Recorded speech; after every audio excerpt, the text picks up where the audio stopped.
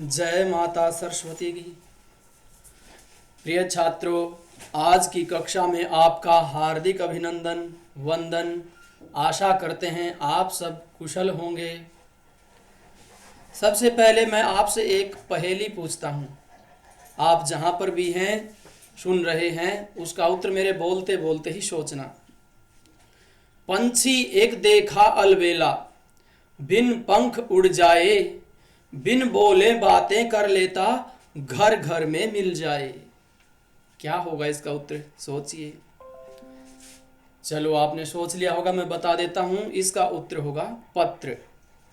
तो आज का हमारा विषय है पत्र लेखन। पत्र मूलतः संस्कृत भाषा का शब्द है, पत्रम शब्द, जिसका अर्थ होता है पत्ता। यह विधा कोई आज की नई नहीं है। पत्र प्राचीन काल से है। भोजपत्रों पर लिखकर पत्र भेजे जाते थे हर कार्य में।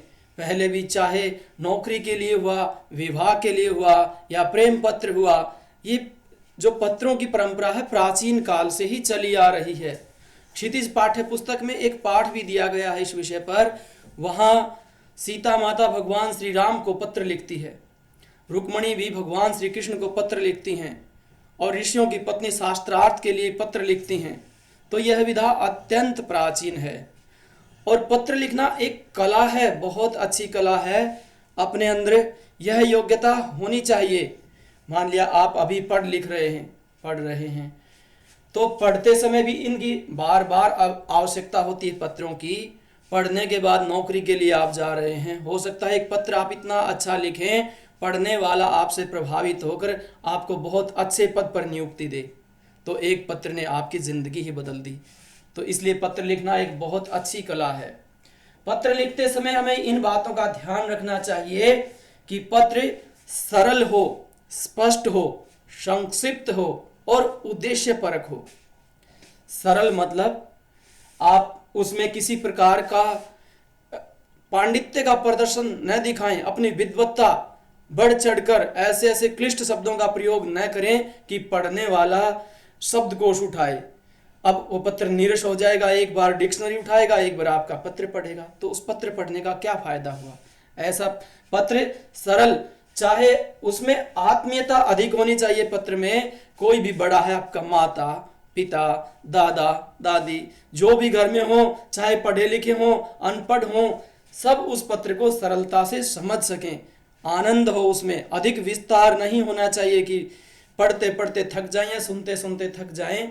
जितना हो, मतलब एक उद्देश्य होना चाहिए कोई भी, चाहे कुशल मंगल का है, कि अपना पत्र पढ़ते ही पता चल जाए कि पत्र इसलिए आया है, इसका उद्देश्य लिखने का यह है। और अब पत्रों को दो भागों में बांटा गया है। पहला औपचारिक पत्र और दूसरा अनौपचारिक पत्र। औपचारिक, दूसरा अनौपचारिक। ये दोनों मूलतः उपचार शब्द से ही बने। इनमें मूल शब्द है उपचार, यानी ये औपचारिक, इसमें औपचारिकताएं अधिक होती हैं, नियमावली में अधिक बंधा होता है। और जो अनौपचारिक पत्र है उसमें आत्मीयता अधिक होती है, परिपाटी इतनी अधिक नहीं होती, वह अधिक सहज और सरल होता है, जो मन के भाव लिखे जाते हैं। वैसे दोनों पत्र ही सामान्य होते हैं। अब पत्र का जो लिखने का तरीका है वह मैं बताता हूं आपको। पत्र, अब अनौपचारिक पत्र हम पहले ले लेते हैं। लिखने की विधा दोनों की लगभग समान है, अधिक अंतर कुछ नहीं है, बस थोड़ा बहुत अंतर है, वह मैं स्पष्ट करूंगा, आपको समझ जाएगा। आप सबसे पहले पत्र में लिखने वाला अपना पता लिखेगा। अपना पता, यानी मान लिया आप हिसार से पत्र लिख रहे हैं, आप सेक्टर 13 में रह रहे हैं, तो आप सबसे पहले यहां क्या लिखेंगे, अपना मकान नंबर, सदन संख्या जो भी है, मान लिया 530 आपने लिख दी, सेक्टर 13 हिसार, सेक्टर 13 हिसार।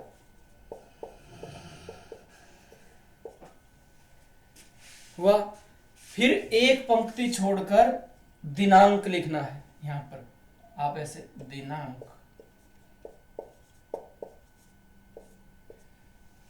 जैसे आप 7 तारीख को लिख रहे हैं तो जो महीना है इसको शब्दों में लिख दिया जाए तो अच्छा होता है, 7 मई 2020। फिर इसके नीचे एक पंक्ति छोड़ देनी, यानी दिनांक के ऊपर और नीचे एक पंक्ति छोड़ना, यह नियम हमें ध्यान रखना है। फिर आप संबोधन, जिसको भी पत्र लिख रहे हैं उसको संबोधन बोलते हैं, पूज्य, पूज्या, पुल्लिंग में पूज्य, स्त्रीलिंग में पूज्या। इसको पूजनीय, जैसे ये शब्द लिखे गए हैं, पूज्य, पूज्या, पूजनीय, हम अधिकारियों के लिए भी ये शब्द प्रयोग कर सकते हैं, पूज्य प्राचार्य जी, पूज्या प्राचार्य महोदया, पूजनीय दादाजी, पूजनीया दादी जी, स्त्रीलिंग में आ हो जाएगा यहां पर, तो पूजनीया। और अपने से पत्र लिखते समय हमें ना अपनी भी आयु का ध्यान रखना चाहिए कि मैं किस आयु का हूं और लिख रहा हूं उसकी आयु क्या है, उसका पद क्या है, मेरा पद क्या है। तो वैसे ही शब्दों का हमें प्रयोग शालीन हम बड़े के लिए कर रहे हैं, छोटे के लिए कर रहे हैं। हम अपने से छोटे के लिए, अब बड़े को तो हम प्रणाम कहेंगे, पूज्य दादाजी प्रणाम, पूज्या दादी जी प्रणाम, माता जी, मामा जी, मामी जी, तो इनको सादर प्रणाम, चरण स्पर्श, सादर प्रणाम या चरण स्पर्श, ऐसे शब्दों का प्रयोग कीजिए आप। और यदि आपसे छोटा है तो उसको आशीर्वाद दीजिए, प्रिय अनुज, छोटे भाई के लिए किया जाता है, चिरंजीव, तुम, आप यहां पर नाम भी लिख सकते हैं आप, प्रिय मोहित, प्रिय रोहित, चिरंजीव, तुम्हारी आयु लंबी हो, आयुष्मान, यदि स्त्रीलिंग है तो आयुष्मती, लड़की का नाम लिख करके, सीता, गीता, जो भी है वहां पर आयुष्मती भव, चिरंजीव भव, आपकी आयु लंबी हो। आप बराबर है, यदि आपका साथी है, मित्र है, तो बंधुवर, मित्रवर, ऐसे शब्दों का प्रयोग करिए आप। ये लिखने के बाद यह तो हुआ हमारा जो पत्र लिखने का, अभी तक यह संबोधन होता है। और फिर इसको हम अभिवादन, संबोधन, अभिवादन आपने कर दिया। अब यहां पर मुख्य विषय वस्तु प्रारंभ हो जाएगी आपकी, इसके नीचे से मुख्य विषय वस्तु,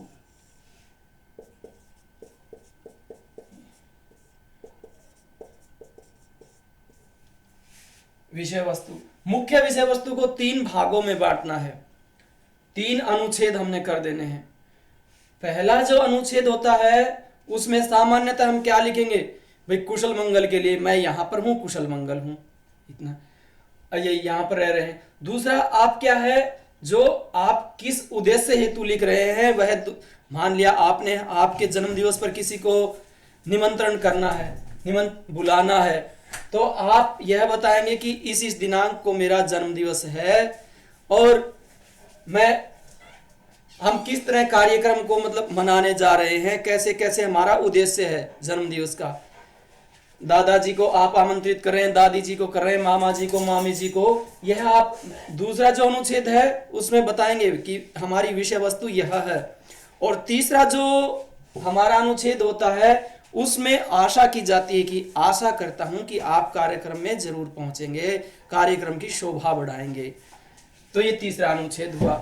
और फिर अंत में आप भवदीय या भवदीया, इन शब्दों का प्रयोग कीजिए। यहां पर अनुच्छेद पूरा होने के बाद भवदीय या भवदीया, यह शब्दों का आप ऐसे शब्दों का भी प्रयोग कर सकते हैं, तुम्हारा शुभ चिंतक, तुम्हारा हितैषी, यदि छोटा है तो आप उसका हितैषी, हित चाहने वाले हैं। छोटे के लिए मैंने यहां भी लिखा था, आप उनको आशीर्वाद देंगे, प्रिय चिरंजीव, आयुष्मान, बराबर वालों को नमस्कार करेंगे, प्रिय बंधुवर नमस्कार, मित्रवर नमस्कार, सप्रेम नमस्ते, इन शब्दों का प्रयोग करेंगे आप। और अंत में भवदीय या भवदीया, फिर आप लिखने वाला अपना नाम लिखेगा कि कौन है आपका, आपका पुत्र है, मित्र है, फिर अपना नाम अंत में धन्यवाद लिख करके यहाँ पर अपना नाम। और फिर जो रही अब औपचारिक पत्र की बात, ये अनौपचारिक पत्र था। सिर्फ औपचारिक पत्र में हमें क्या परिवर्तन करना है, जैसे हमने यहाँ दिनांक लिखा, यहाँ पर ये पूज्य, यहाँ पर ये लिखा ना सादर प्रणाम चरण स्पर्श पूज्य। अब यहाँ पर आप संबोधन में उनको पूज्य प्राचार्य जी, प्राचार्य महोदय, या किसी अधिकारी को लिख रहे हैं, आप बैंक में लिख रहे हैं तो प्रबंधक महोदय।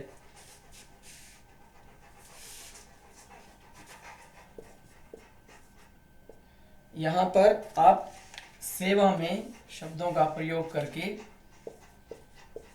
सेवा में प्रबंधक महोदय। यदि आप पत्र लिख रहे हैं, अखबार में लिखना है आपको, न्यूज़पेपर में, तो संपादक महोदय लिख दीजिए, संपादक महोदय।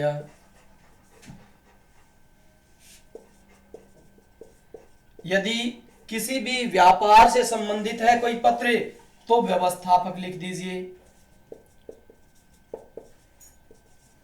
व्यवस्थापक महोदय।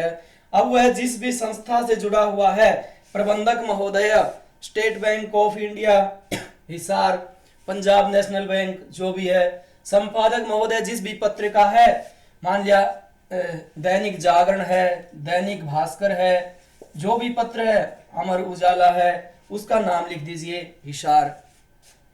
सेवा में प्रबंधक महोदय। और भी यदि आप ये आपको शब्द कोई समझ नहीं आए, आप सीधा अधिकारी महोदय भी लिख सकते हैं। और भी कुछ नहीं, आप यदि अंग्रेजी भाषा में जानते हैं तो मैनेजर शब्द का प्रयोग कर दीजिए। मान लिया आपको प्रबंधक पता नहीं हो, मैनेजर महोदय, इन शब्दों का भी हम प्रयोग कर सकते हैं। ये मैंने पहले ही बताया था कि इसमें अधिक पांडित्य नहीं दिखाया जाता, विद्वत्ता नहीं दिखाई जाती कि अपना प्रदर्शन में बहुत बड़ा विद्वान हूं। पत्र सरल हो ताकि पढ़ने वाले को अच्छा लगे, स्पष्ट हो। स्पष्ट क्यों कहा मैंने? हम पत्र को बार बार मान लिया लिखें एक बार, फिर उसमें कटिंग कर दें, तो वह पत्र में रोचकता नहीं होती, वह पत्र फिर क्लिष्ट माना जाता है।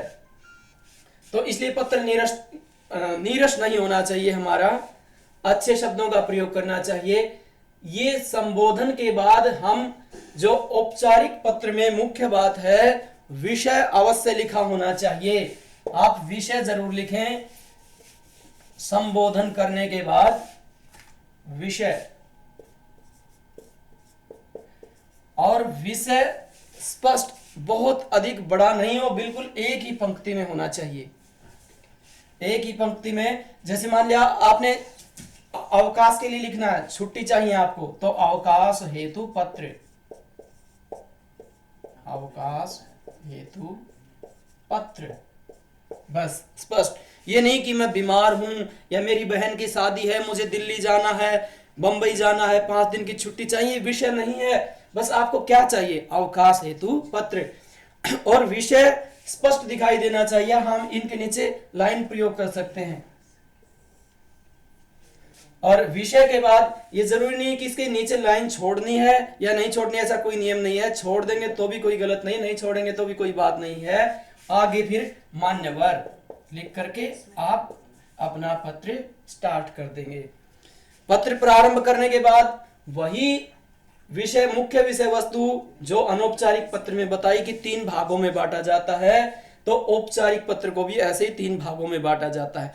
औपचारिक पत्र में पहले ही बताया जाता है मैं कौन हूं, क्योंकि जो अनौपचारिक पत्र है वो हमारे सगे संबंधी को लिखा जाता है, मित्र को लिखा जाता है।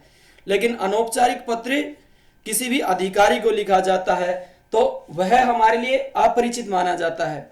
चाहे आप विद्यालय में परिचित हैं तो भी आप पहले जो अनुच्छेद में बताएंगे कि मेरा नाम, मैं प्रियंका, कक्षा 8वीं जय की छात्रा हूं या छात्र हूं।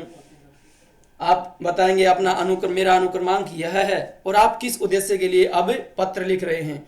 मान लिया आपने कोई खेल का सामान मंगवाना है, या खेल के, बच्चों को खेल के कालांश अधिक प्रिय होते हैं, खेल के कालांश बढ़वाने हैं, तो आप प्राचार्य जी को पत्र लिखेंगे। और यदि पत्र में मैंने पहले ही बताया, पत्र रोचक होना चाहिए, सरल होना चाहिए। उसमें आत्मीयता जुड़ी होनी चाहिए। हो सकता है वह नियम के भले ही विरुद्ध हो, आपने कालांश बढ़वाना या और कुछ, प्राचार्य जी को वो शब्द अच्छे लगे, उनके मन को भा जाए, वो बच्चों की दीन दशा समझे, हो सकता है आपकी वो मांग स्वीकार कर ले यदि पत्र में, तो पत्र में ऐसे शब्दों का प्रयोग हो जो दिल को छूने वाले हों, अच्छे शब्द हों किसी भी प्रकार के। और अंत में समाप्ति में वही, जैसे इसमें आपने भवदीय लिखा, वहां भी प्रयोग कर सकते हैं, और नहीं तो प्रार्थी लिख दो, बस प्रार्थना करने वाला, धन्यवाद लिख करके प्रार्थी, अपना नाम अनुक्रमांक, और आप अपना नाम लिखकर औपचारिक पत्र में हस्ताक्षर कर सकते हैं उसमें। और आजकल तो आप यदि कहीं बाहर हैं, अधिकारी मान लिया आपने बिजली विभाग में, सफाई विभाग में, तो अंत में अपना दूरभाष नंबर भी लिख सकते हैं, प्रयोग कर सकते हैं। तो मैं आशा करता हूं आपको यह समझ आया होगा, कोई क्लिष्ट नहीं है, आप पहले भी पढ़ कर आए हैं पत्र, और अभी भी वही है नियमावली। सबसे पहले लिखने वाले का पता, एक लाइन छोड़कर दिनांक है, और फिर हमने संबोधन करना है। संबोधन के बाद यदि पत्र औपचारिक है तो विषय जरूर लिखना है, अनौपचारिक है तो विषय नहीं लिखना। विषय वस्तु को मैं फिर बता रहा हूं 3 भागों में बांटना होता है, दोनों में ही, औपचारिक में भी अनौपचारिक में। अंत में वही आप भवदीय भवदीया शब्दों का प्रयोग करके, औपचारिक पत्र में प्रार्थी शब्द का प्रयोग करके आप पत्र लिख सकते हैं। किसी भी प्रकार की फिर भी कोई शंका है, आप निसंकोच निसंदेह पूछ सकते हैं। और आपको गृह कार्य के रूप में मैं बता रहा हूं, आपको पत्र लिखना है। एक अनौपचारिक पत्र आपको हम पहले बता रहे हैं, यह अनौपचारिक पत्र है कि आपके मामा जी के पुत्र यानी आपके जो भाई वे दिल्ली में रहकर अपने परिवार के सहित ही रह रहे हुए वहां पर IIT की कोचिंग ले रहे हैं, उनको कोरोना वायरस से बचने की सलाह देते हुए आपको पत्र लिखना है। यह आपके लिए गृह कार्य है। आपका दिन शुभ हो। जय हिंद, जय भारत, धन्यवाद।